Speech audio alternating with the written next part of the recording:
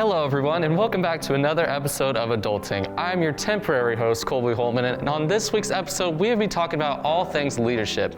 This week, we interviewed Amy Nally, who runs a student leadership program, as well as Ian McHugh, who is the leadership GA here at Northwest.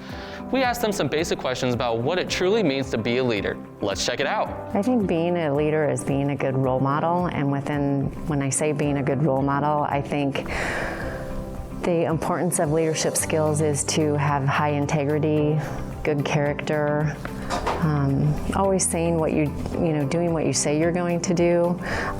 I also believe that it's communicating effectively, it's listening to what others have to say, and it's valuing their input and empowering those individuals to use their knowledge and skills to be successful.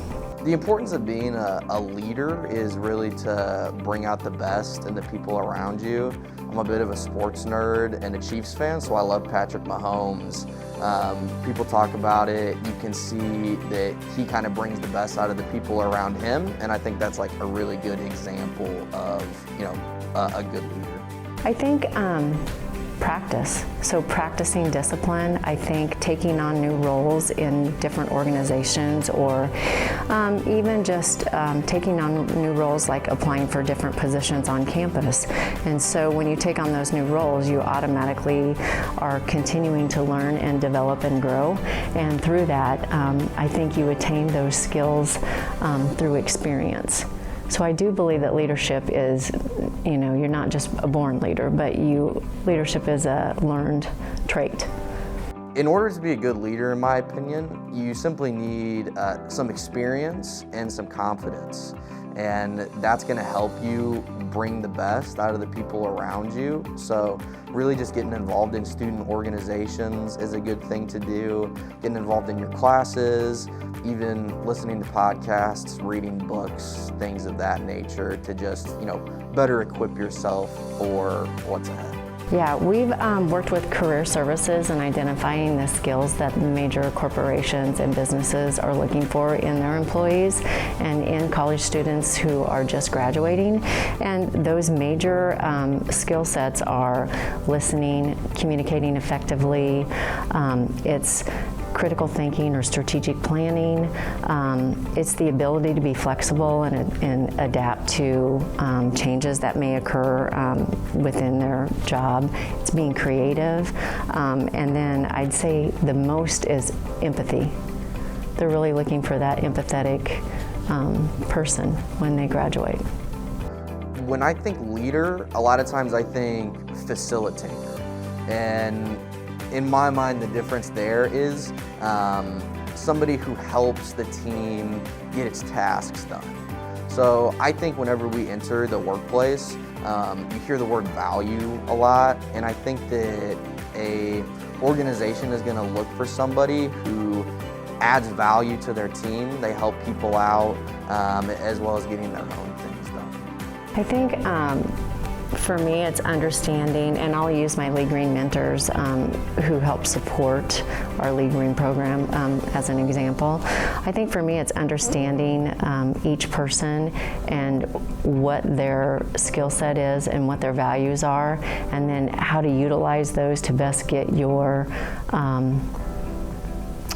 project goals or your end means of what you want to have done.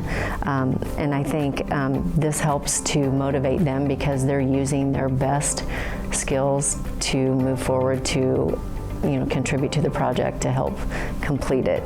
And I just think setting clear goals and expectations as a leader is probably one of the most valuable attributes that you can have, because once those are set, it's really easy to align what your individual goals are or what your team project goals are to that vision or mission.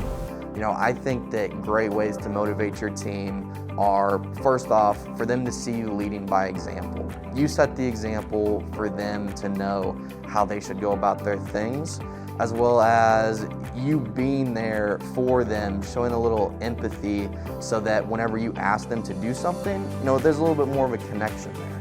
It's really easy to just nod your head and say yes to your boss, your supervisor, somebody that you don't really like.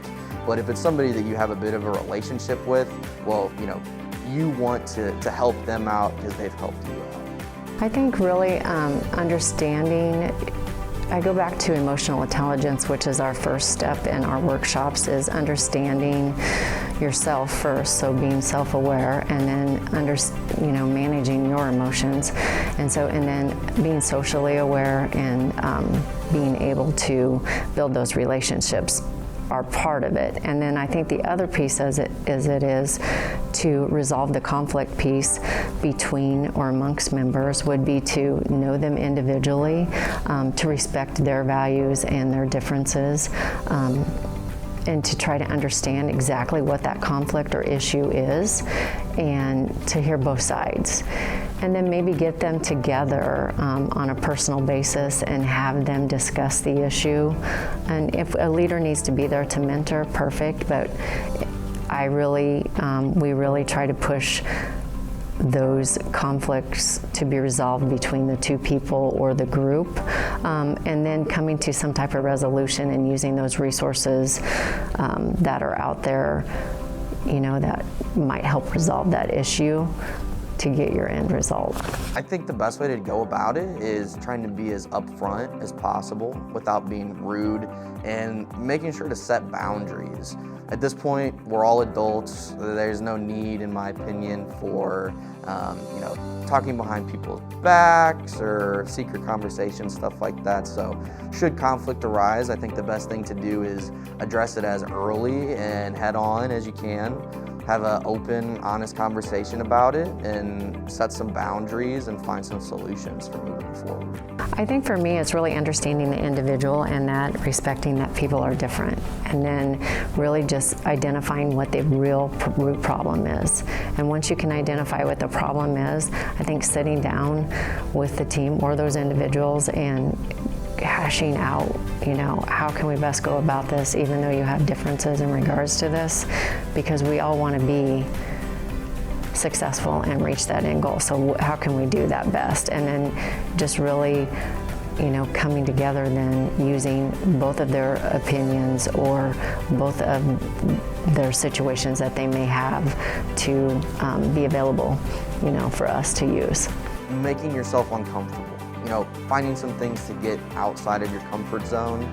Kind of like I said earlier, if you stay where you're at, you're not really going to grow. So it's finding some ways to push the boundaries a little bit, or pick up an extra book, or really just looking to get 1% better at something each day. Continue to learn. Never stop asking questions. Be inquisitive. You can never be too inquisitive, because once you stop asking questions, you stop learning. Identify your failures or your flaws. Learn from those mistakes and, turn those weaknesses into strengths. So I think really just putting those weaknesses out there, your flaws out there, these are the 4 things I need to work on. I need to, increase my learning and my experiences in those areas, which will help develop me and grow to become a better leader. Don't be mediocre. Don't settle for that. Keep reaching for the stars. Well, I hope you guys learned a few things about what it takes to truly be a leader. I know I certainly did.